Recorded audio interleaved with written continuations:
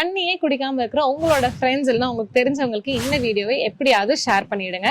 ஏன்னா எப்படி conscious water drinking பண்றது தான் நான் சொல்ல போறேன். நத்திங், இது வந்துட்டு ஒரு பெரிய வித்தெல்லாம் இல்லவே இல்லை, முன்னாடியே சொன்னதுதான் உட்காந்து தண்ணி குடிக்கிறது. ஏன்னா யாருக்குமே இந்த ஒரு ஜெனரேஷன்ல தாகம் அப்படிங்கிற ஒரு விஷயம் எடுக்காதுங்க. எல்லாருமே ஹார்ட் ஒர்க்ல இருந்து ஸ்மார்ட் ஒர்க் பண்ண ஆரம்பிச்சிட்டோம் ஒரே இடத்துல. நம்ம அதை தப்பு சொல்ல முடியாது. ஆனா ஸ்மார்ட் ஒர்க் பண்ணும்போது நம்மளும் கொஞ்சம் ஸ்மார்ட்டா தண்ணி குடிக்கணும்ல. இந்த தண்ணி குடிக்காதனாலே ஒரு மனுஷனுக்கு ஏகப்பட்ட பிரச்சனை. பாதி பேஷண்ட்டுக்கு நீங்க தண்ணி குடிக்கிறீங்களான்னு கேட்டா அது மட்டும் கம்மி.